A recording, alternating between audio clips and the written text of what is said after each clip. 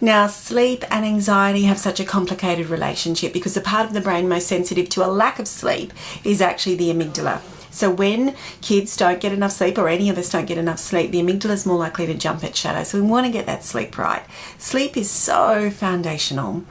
If kids haven't slept and they're anxious, it is like the walls in a house cracking and we're slapping on paint rather than fixing the foundations. That's one of the first things that we need to try and get on top of. And you know that we can all be jumpier, crankier, just more jittery when we haven't had enough sleep. It's the same for our kiddos. So I've got I just want to share a few strategies that might help your kids relax into bedtime.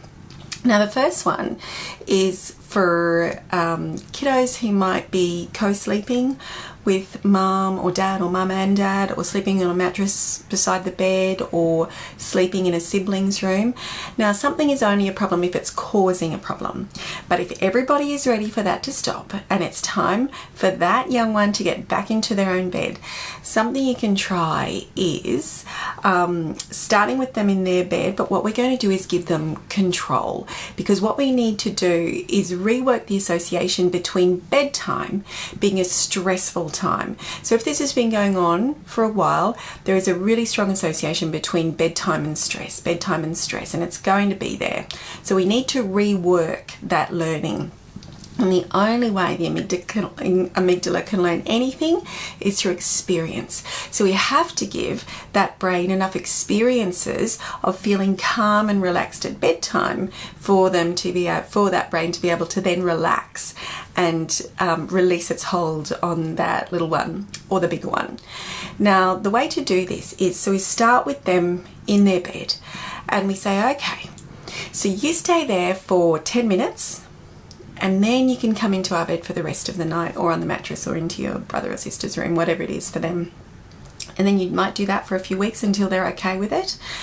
And then when they're okay with it, you might go to 15 minutes. You go, okay, you've been a knockout at this, so we're going to go to 15 minutes. So you have 15 minutes in your bed, and then you can come into our bed, and you might have a timer or something. There might be 3 songs, and then you go to 4 songs or something like that, whatever is going to work for them.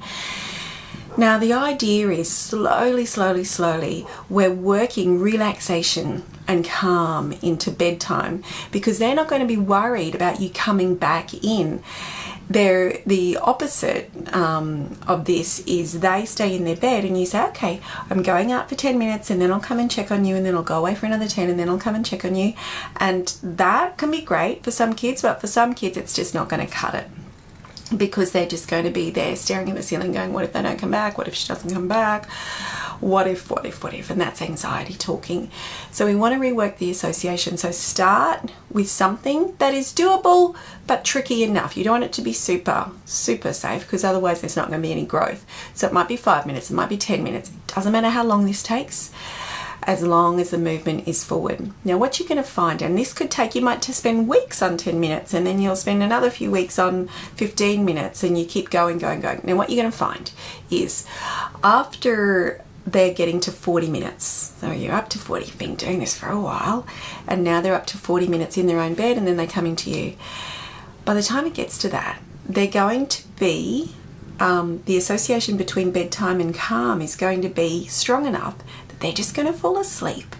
And then what's going to happen is they might wake up in the morning, they might sleep the whole night, or they might wake up at 2 o'clock in the morning. And you say to them, look at you, rock star. You went the whole night sleeping in your bed. I can't even remember the last time you did that. Or you might say, you did until 2 o'clock. How awesome are you, legend? And you make a big deal of it. And then they might say, yep, okay, whatever, but I'm not doing it again tonight. And you go, well, that's okay. You don't have to do it tonight. We'll go back to 40 minutes tonight. And then you stay on that until they are ready to move forward. And you just keep doing it. Once they've had enough experience of that, the brain is going to be able to let go of this association it has between bedtime being a stressful time, or bedtime, and the anxiety of that. But it might take a little while, and that's okay. It doesn't matter how long it takes. I know you'll want it to get there quicker, because by now everybody's probably exhausted and tired and just wants their bed back. But the idea is we're moving them forward. and it'll take as long as it takes. Now, another important thing we need to do is get those bedtime routines, those calming bedtime routines right.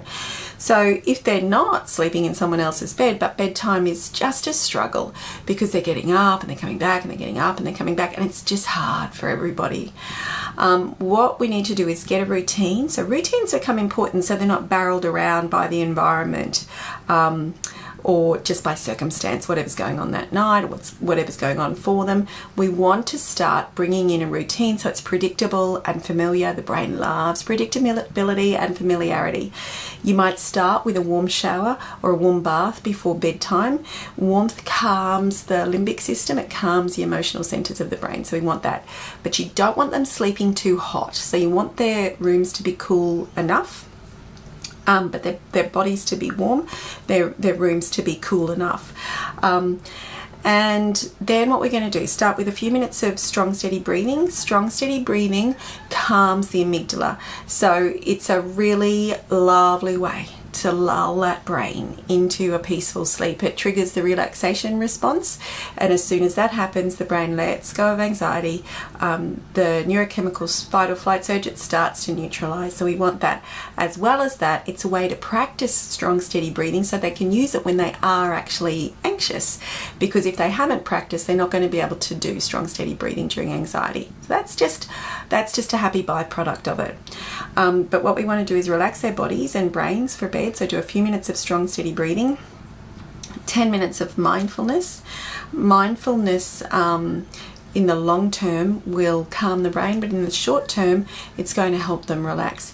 There are some really great apps with guided meditations for mindfulness. Smiling Mind is a free one. Guided meditations are lovely if they're starting with mindfulness because they've got that meditation and that voice to anchor to, and we want that. So they might drift away and then they come back. Another one is breath counting. I actually use this one to get myself to sleep when I wake up too early in the morning. But what it is breathe in, count 1, breathe out, count 1, breathe in, count 2, breathe out, count 2, and they do that to themselves. I really like this for older kids because if they can do it consistently for a couple of weeks, what they're going to find is at the start, when I started it, I couldn't get past 3, and then I'd drift away and start thinking of other things. Once you drift away, you come back and you start at the beginning again. Now, over a few weeks, you're going to be able to count to further before you drift away and have to start back. So you've kind of got a measure of the strengthening of that brain. So we want that too. So we've got strong, steady breathing, mindfulness. The thing about mindfulness is it has to be consistent. So you're better off doing 5 or 10 minutes a day rather than 20 minutes and then nothing and nothing and 5 minutes. It needs to be consistent.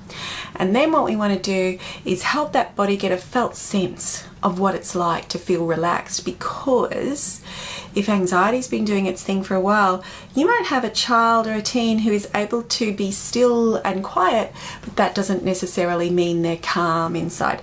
Those fight or flight neurochemicals might just be on constant surge.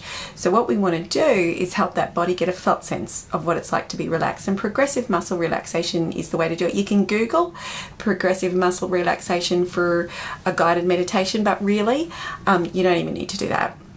It's just starting from their toes or their feet, tensing them for a couple of seconds and then release. They move to their ankles, tense for a couple of seconds and release, to their calves, tense and release. And then they work their way up to their body until they get to their face. Hold your face tight for a few seconds and then release. Now by the end of that, their body is going to have a felt sense of what it's like to be relaxed. Now, this does not mean that straight away bedtime's going to be easy. This will take time because we've got strong pathways around the association between bedtime being a time of stress. So it's going to take time to recreate new pathways about bedtime and relaxation. So we just have to keep giving the brain those experiences that it needs to feel calm at bedtime. And I know that anxiety at bedtime can be so disruptive for the family, and after you get to a point where you're just desperate for it to stop and desperate for some peace. It will come, it will happen, but it might take time. Another strategy for younger ones is what we want to do. So bedtime is the longest separation from their important grown-ups. Now, even though you might just be in the next room or you might be down the hall, there is still that felt sense of separation. And that is going to often trigger the brain into a sense of threat. We're wired to feel safest when we're closest to our people. And when there is a separation, if there isn't that felt sense of connection in absence, it's going to drive anxiety. So they really feel, it's really understandable and completely not at all pathological if they feel that big separation from you at bedtime, and that will register threat. Brains don't feel safe when they don't feel that physical proximity to their important people. Some kids can do it, and some kids can go to bed, no worries at all, because they can have that felt sense of physical proximity even in your absence. But what we need to do with some kids is help them find that felt sense of physical closeness even in absence. And the way we do this is by taking over their worry at bedtime. And what this looks like is so it's kind of the opposite to what we were doing at the start. You might have a bunch of kisses that you put on paper. So you'll have bits of paper, lots of bits of paper, and you put kisses on these bits of paper. Or you might draw them with an I love you, whatever's going to grab them. You might put little notes, whatever. Now, what you're going to do is you're going to say to them, okay, so stay for 10 minutes and I'm going to come in and check on you. And when you do, put a kiss on their bedside table. And you might do that a few times. And then say to them, you know what? I'm going to check on you all through the night. I'm here. I got you. And every time I do, I'm going to put a kiss on your bedside table. What you're effectively doing is taking over the worry. So they don't have to worry about, is someone checking up on them, or are you coming back, are you close, because you've taken that over. And that's what we want. We want that felt sense of physical proximity even in your absence, because the whole point of separation anxiety is to drive them to be physically close to you, because that's how they survive. In an evolutionary sense, separation for young ones from their big people would not be safe at all. So we're driven to restore that proximity, and that's the function of separation anxiety. The problem is that, like all anxiety, the brain can register threat when there is no threat. You're right there, you're just down the hall, they're safe, but that is not necessarily what the brain perceives. So we want to give the brain that felt sense of connection, and we can do it by leaving lots of kisses. Now, what's going to happen when they fall asleep? Come in and bunch up and put a whole bunch of kisses on their bedside table. And when they wake up in the morning, they're going to see them, and you're going to say, see how many times, love, I came to you during the night. I told you I would. And they're going to believe you because they're going to see the evidence of it there.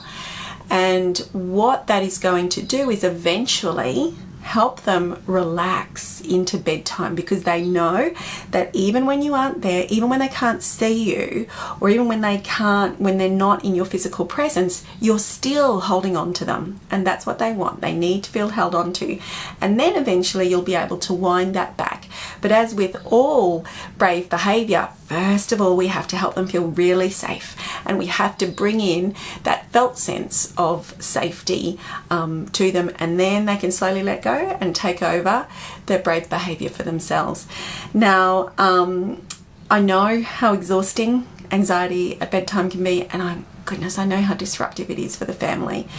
It just takes time. This is going to take time. There are no quick fixes for this, because you are working with a brain that has learned a really solid association between bedtime and anxiety. Even if it hasn't learned that association, anxiety will show up at bedtime more than any other time, because that is when brains and bodies are still, and the amygdala can come out to play with all the what ifs. The what if something goes, what if. And that's what will happen. And that's why anxiety strikes at bedtime, big time. Now, they're not going to be 17 or 18 and wanting to sleep in your bed, or wanting you to keep getting them drinks of water just so they can see you and get that felt sense of you. You don't have to wait till then, though. I'm not saying we have to wait till then. What I'm saying is this will end.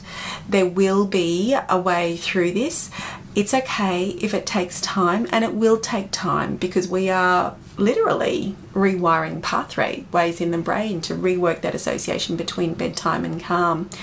But know that if you can gently move them forward, and it is what we always say, little steps are big enough steps. That's just little bit by little bit by little bit towards that capacity for brave behavior. And if you can do that, introduce the routines, take over their anxiety, give them control of bedtime. They're just a few ways that you can start bringing in that association between bedtime and calm, and in time help their brains and bodies rest into beautiful, peaceful pillow time, not just for them, but for you and your whole family.